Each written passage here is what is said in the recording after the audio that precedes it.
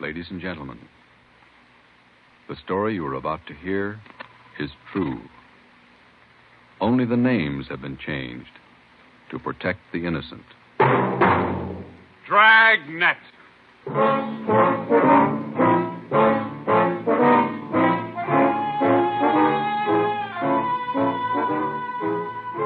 Dragnet, the documented drama of an actual crime, investigated and solved by the men who unrelentingly stand watch on the security of your home, your family, and your life.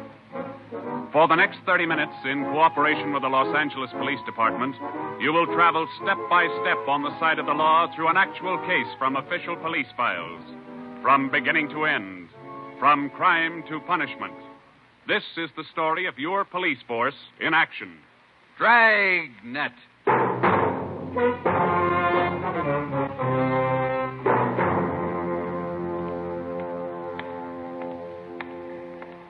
It was Tuesday, March 25th. It was cold in Los Angeles. We were working the night watch out of Homicide. Detectives in Los Angeles work in pairs. My partner's Ben Romero. He's a sergeant, so am I. My name's Friday. The boss is Ed Backstrand, chief of detectives. I was on the way back from the record bureau, and it was 13 minutes past 11 when I got to room 42. Homicide. That's a hot shot. Somebody grab it. I got it, Ed. At 1245 East O'Haney Street, 2 officers shot. At 1245 East O'Haney Street, 2 officers shot. What have you got, Friday? Read it. 2 officers shot. Where's Romero? Right here, Skipper. Okay, you've got one to roll on. Get going.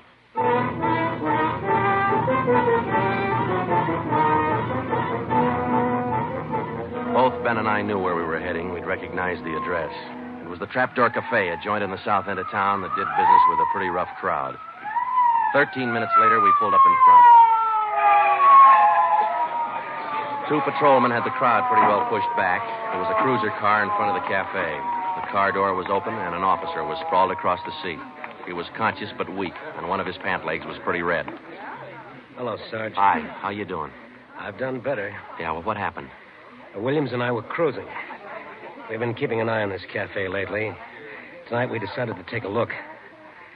And just as we went in, 2 guys left in a hurry. The back door.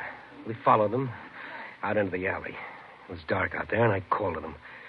I said, hey, fellas, just a minute. I want to talk to you. They stopped? I'll say. One of them whirled. He had a gun in his left hand. He shot both of us. Left hand, huh? Williams went down and out. I went down, but I took a shot at them. No effect. And I started crawling out here to the car so I could call in. You started crawling? Yeah. Wait a minute, Emerson. Weren't there any people around by that time? Oh, yeah. Quite a few ran out after the shots. You mean nobody would help you to the car? That's right. Did you get a good look at either of the gunmen? Well, one of them was tall. I think he was a redhead. There was something funny about his nose. That's all I saw. It's too dark out there. Williams was closer. I think he got a good look. Joe, the other officer, Williams. He's in pretty bad shape. Is he breathing? He's still alive, Emerson. I don't know how much time he's got. Ambulance? On the way. Okay, let's round up all the men who are in the cafe. We're taking them in.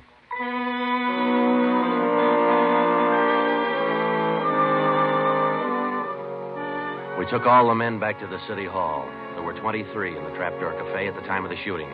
We questioned all of them. One of them said there had been a redhead in the place, but he couldn't describe him. Ben and I left the interrogation room, and we went back to the squad room. Friday, Romero. Got a minute? Yeah, Ed. Come on, Ben. Sit down. Okay. Did you get anything from those people you questioned? Nothing we could use. How's Williams? It's pretty bad. When do they operate? As soon as he comes out of shock. Probably in the morning. You boys will be there. Yeah, we will. When the surgeon digs that slug out, get it and mark it for evidence. Yeah. Skipper, them 2 men shot without asking any questions. They must be hot. Yeah. Same thing occurred to me. When we get that slug, the ballistics can tell us whether that gun's been used on other jobs. We got enough of their modus operandi to have the statistician give us a run-through on the IBM now. One of them is left-handed, and he shoots quick. Okay, be in surgery tomorrow morning at 9.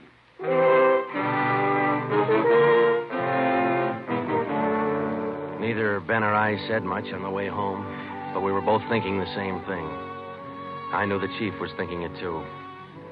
Here were two men who'd shot a couple of police officers without asking any questions. Now, I suppose you've heard a lot of stories about what the force thinks of cop killers. Sure, we don't like to lose our friends and partners any better than anybody else would. Why not figure it this way? If these two guys would gun a couple of armed police officers, do you think they'd hesitate to shoot you, the unarmed citizen?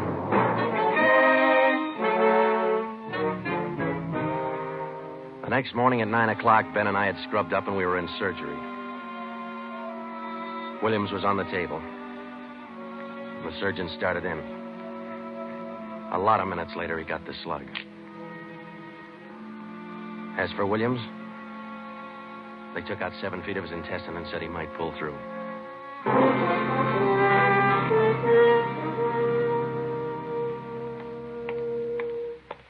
Joe, here's the report from ballistics. The slug they took out of Williams come from a .44 Smith & Wesson.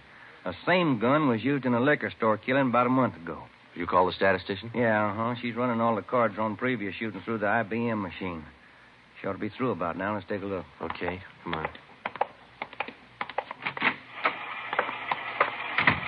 Hi, Helen. Just a second. Okay.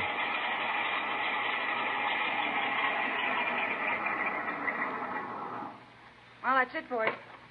These cards will give you all the shootings pulled by 2 men on foot who shot quick, one of them left-handed. Right. They're all yours. You sure can tell a lot from just a bunch of little holes in these cards, can't you? I can't, but this IBM machine can. It never ceases to amaze me. Okay, shall we check the cards, huh? Yeah, sure.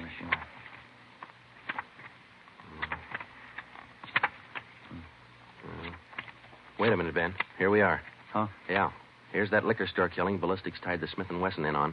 Same gun that Emerson Williams was shot with? Well, it checks out. The liquor store was in the same neighborhood as the Trapdoor Cafe. Same gun, huh? Got to be. How long ago? A month ago, yeah. Ben, take the DR number off this card and let's pull the crime report on that job.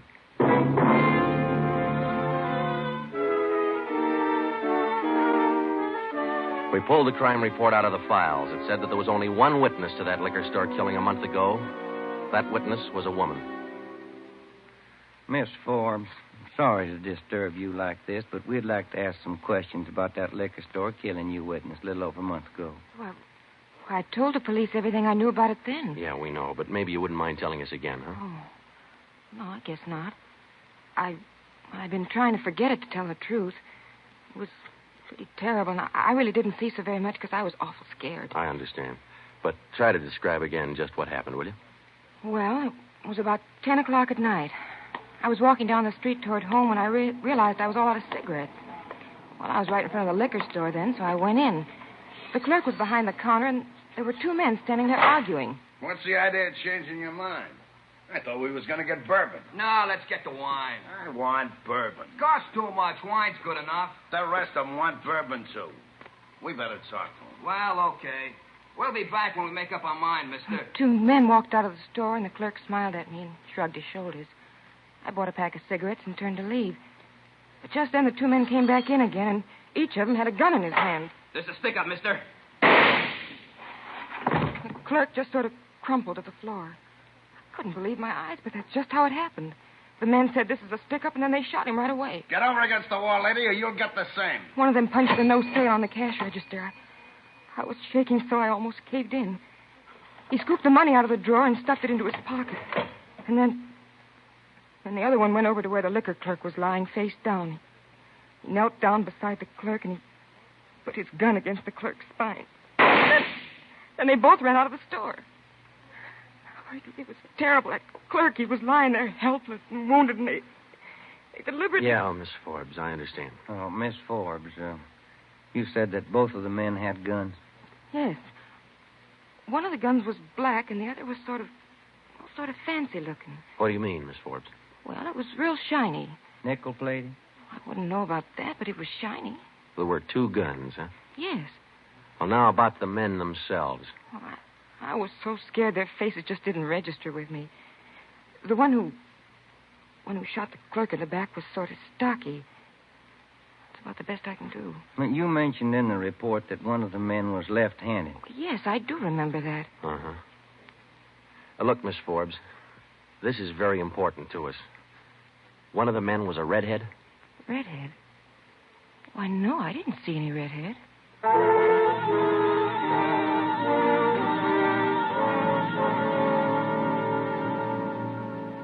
Skipper, me and Joe's run right smack into a stone wall on this thing. What's the complication? Well, there's more than one, Ed.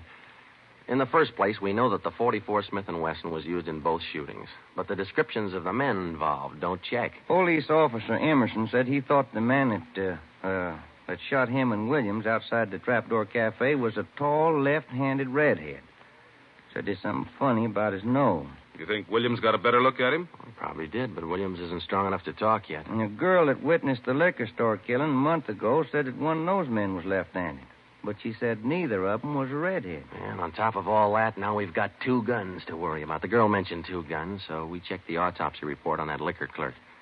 And, Ed, the bullet that actually killed him came from a .32-20, not a .44 Smith & Wesson. That fact didn't get any publicity at the time, did it? No, it didn't. Okay. We won't give it any publicity now either. With a lowdown, it's just the .44 Smith & Wesson we're after. Because if whoever owns the .32-20 finds out it's hot, we'll never get it. Anything else? Well, we sent teletypes to all outlying stations in neighboring cities. Told them that if they get any red-headed suspects, no matter what charge they got them on, to hold them for questioning. Yeah. Now, how about this .32-20, the actual murder weapon? Any leads on it? We've got one, Ed.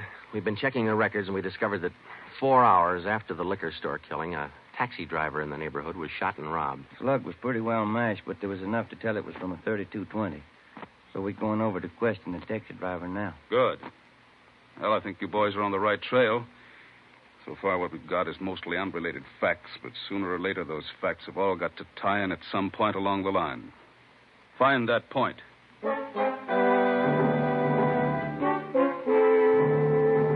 Yeah, find the point. Find the tie-in. Well, Ben and I went over to see the taxi driver, a guy who was living on borrowed time. Yeah, it was about 2 o'clock in the morning when it happened. I got a call to pick up a fare near 105th and Avalon, you know. Yeah. Mm-hmm.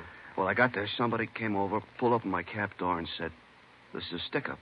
Then blew it. You let me have it. Just like that, huh? Yeah, just like that. Same deal as others, Joe. Itchy trigger finger. Yeah.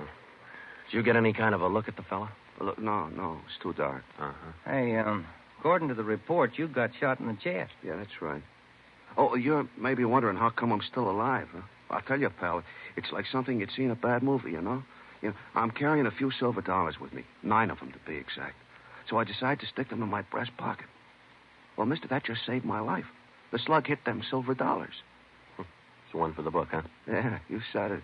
Well, thanks very much. Say, incidentally, we had a little trouble finding you today. You weren't at the stand you operated out of last month. Well, look, I'm not only not at my usual stand, I'm not driving a hack no more. Oh? Look, after what happened, are you kidding? No, I don't want to push my luck any further than it's been pushed. Yeah, I figure I had it, you know?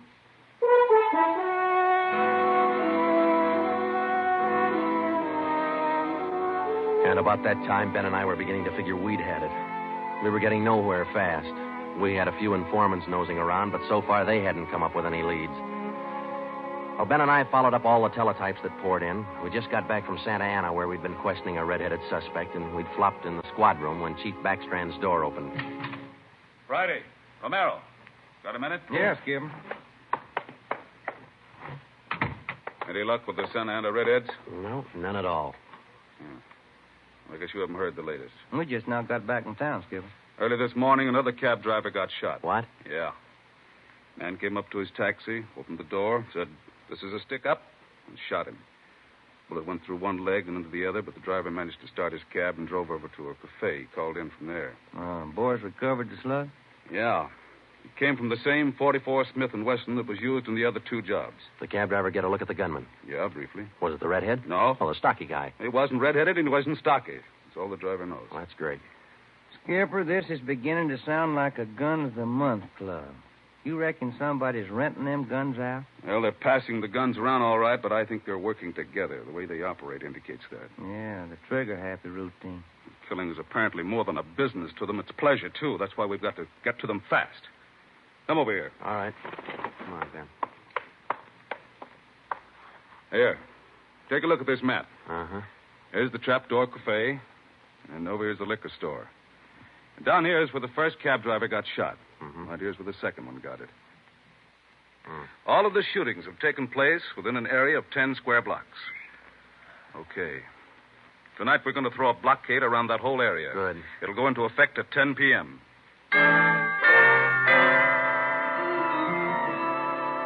At 9:45 p.m., cars and officers started drifting into the area by twos and threes. And at 10, when Backstrand, Ben, and I arrived, the whole area was sewed up tighter than a tick. Is now code 3. Pacific Ambulance Davis? 1. Gotcha. Call to All set? Alexander is All now set. code We got a 3. primary line and a secondary line. If anyone tries to make a break, we'll pick them up in the secondary. Okay. Friday and Romero here will cruise around the area with me. Go to work, men. Every car in the area was shaken down. The same process was also followed on all persons on foot. The blockade went on all night. By the end of that time, we'd brought in 217 suspects.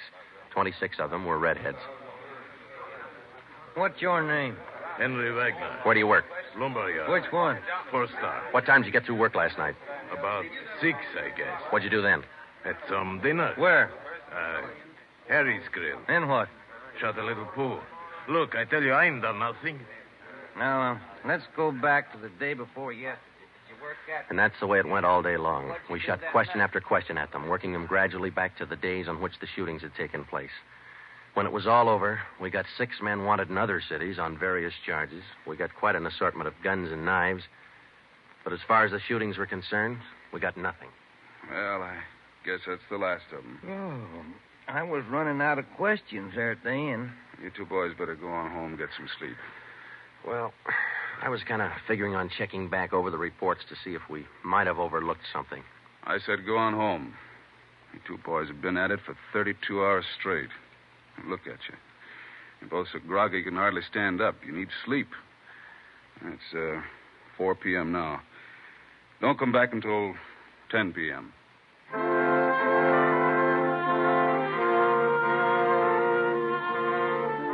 When I walked into the squad room at 10, Ben was already there. An informant had just phoned in a new lead. He told Ben he'd heard about a gang that had been hanging out down around the DeVere bungalow court in the south end of town. We knew that the DeVere was close to the Trapdoor Cafe, so we went over to talk to the manager. Joe, I've been meaning to ask you. You checked on how Williams is getting along? Yeah, I did. I called the hospital this afternoon. It's going to be all right. Oh, that's fine. Well, here we are. Yeah, manager's office. Still got a light on.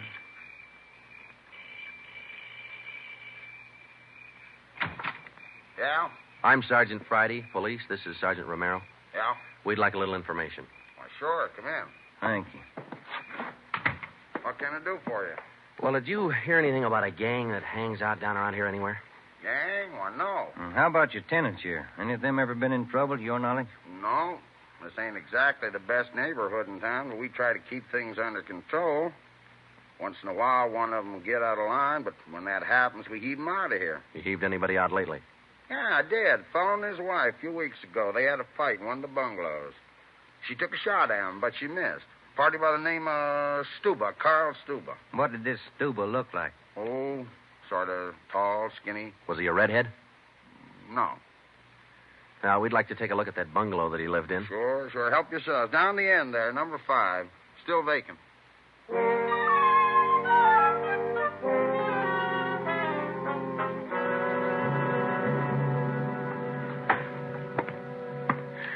Well, I guess that does it. Stuba didn't leave a thing behind. Matter of fact, we don't have anything to prove that this Stuba's tied in at all. We're only working on a hunch. Hey, Joe, look. Where? Up on the wall there, just by the window. Oh, yeah. Yeah, that plaster there, it's newer than the rest. You got a knife? I sure have, boy, and I'm carving. That manager'd be awful unhappy with me if he was here. Yeah, he would. Yeah, Hey, Joe, here it is. A slug. They plastered right over it. Okay, dig it out, and let's hope it matches. It matched. The slug from the wall came from the same .44 Smith & Wesson that had been used in the other shootings. So now we had a name to work on, Carl Stuba. But he'd done a good job of dropping out of sight. Well, the next day, Ben thought he had another lead. I've just been talking to another informant, Joe. He says he heard that there's a fella down in that neighborhood been trying to sell a gun lately. What kind of a gun? Nickel-plated with steer horn handles. Nickel-plated? Well, maybe that's our .44 Smith & Wesson. Maybe. Did the informant know who this man was? Said the feller's name was Alonzo. Yeah. Alonzo who? Just Alonzo. That's all he knew.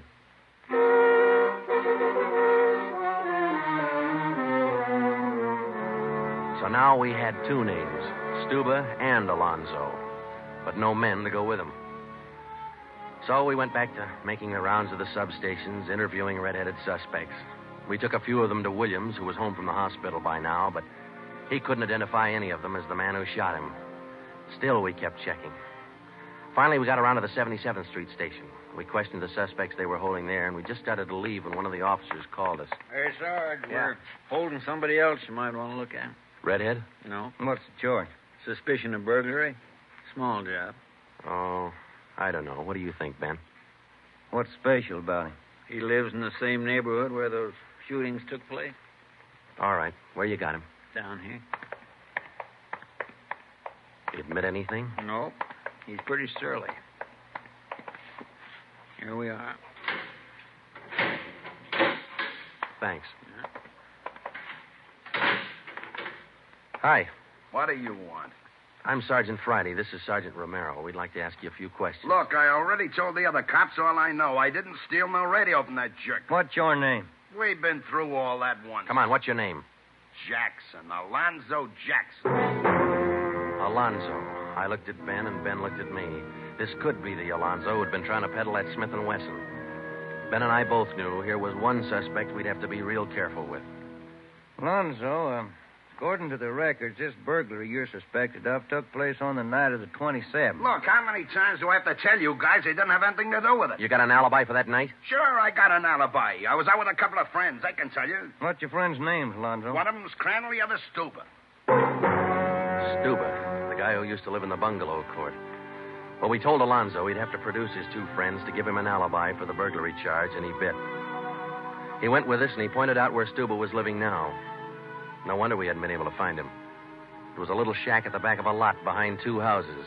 We thought it was a chicken coop at first. We took Alonzo back to the station, then we picked up Stuba. He was surprised to see us and not very happy. We took him in. Next, Alonzo gave us Crandall's address.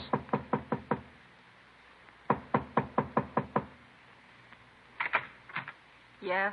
Mr. Crandall in? No. Will he be back soon? I don't know. Who are you? Sergeant Friday, Sergeant Romero, police. What do you want with him? Oh, nothing important, lady. We just wanted him as a witness. Oh. Well, I don't know just when he'll be back. Probably an hour or two. Okay, thanks.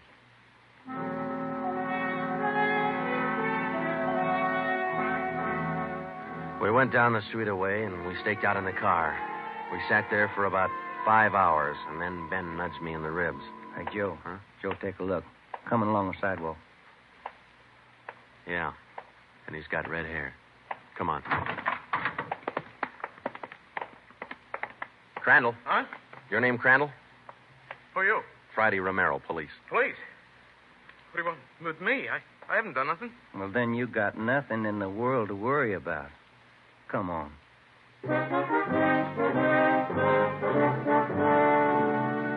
We questioned Crandall for an hour, but he wouldn't give an inch. Denied everything. Then we put him in a car, and we drove over to Officer Williams' house. I left Ben in the living room with Crandall while I went in Williams' bedroom. Hello, Sarge. Hi, Williams. How you doing? A little better, I think. That's fine. Look, we've got another redhead outside. Bring him in. Okay. All right, Crandall, come on in here. Who's in there? Why'd you bring me over here? Come on in here.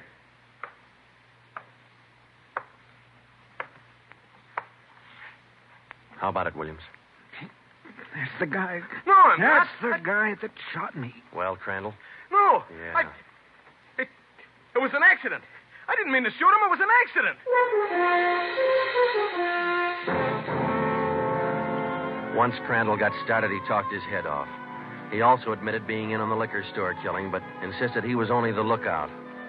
We took him back to the station and got his whole story down on a tape recorder. Yeah, he was left-handed. Then we went back to Alonzo, who didn't know we had Crandall's confession. We met the chief in the hall outside the room where they were holding Alonzo. About ready to tie the knot? Oh, hope so, Chief. But Alonzo hasn't given any yet, and we still haven't found those guns. We've got one of them. Which one? The Smith & Wesson. Stuba popped about that one 10 minutes ago. Said he left it with his girl. A couple of the boys are on their way over to get it now. That's good, Ed. That leaves just the 32-20. You haven't mentioned the 32-20 to Alonzo, have you? No.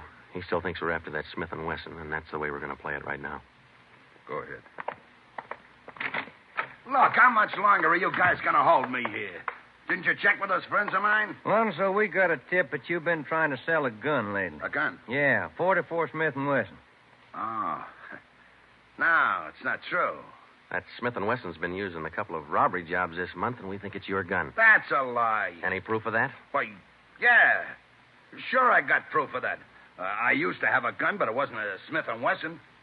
Look, if I tell you where it is, that ought to convince you, shouldn't it? It'll help things. Okay. I sold it to a neighbor of mine. He gave me $7. I'll give you his address. You sure it's not a Smith & Wesson? Sure, I'm sure. It's a 3220.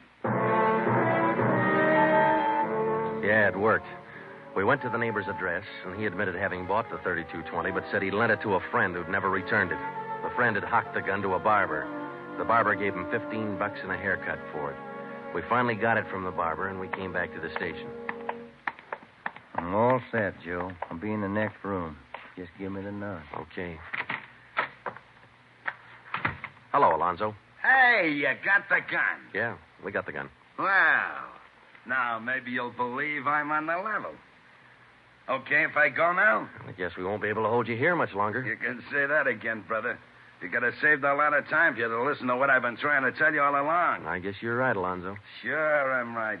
You know, you guys would be a lot better off you believe guys like me the first time we tell you something. But on the liquor Instead store of job, running... I was only a lookout. I was outside. Huh? It was the other two who pulled that one. Stuba and Alonzo. Alonzo killed the clerk. Hold it, Alonzo. Dirty, All right, Alonzo, that's enough. Now, come on, how about it? What's the use? All right. That's like he said. Okay, Ben, bring the recorder in here. Alonzo's ready to make a record now.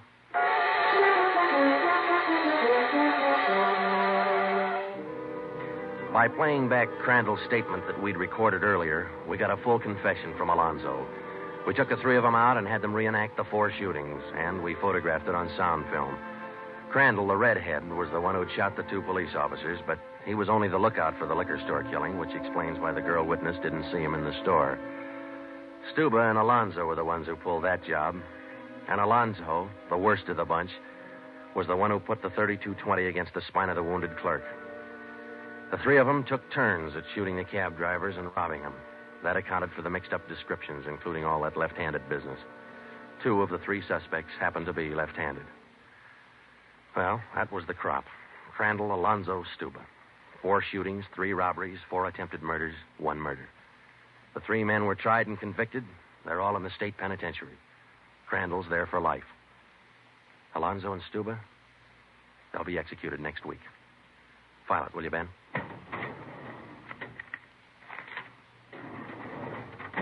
Case closed. Dragnet.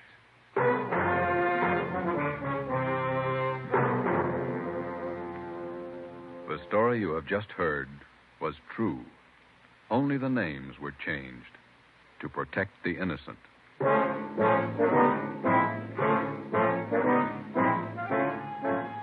You have just heard the second in a new series of authentic cases from official files. Technical advice for Dragnet comes from the office of C.B. Horrell, Chief of Police, Los Angeles Police Department. Tonight's program is dedicated to Radio Officer Delmer E. Cook of the Los Angeles Police Department, who, on the afternoon of December 6, 1948, gave his life so that yours might be more secure. Dragnet came to you from Los Angeles. This is NBC, the national broadcasting company.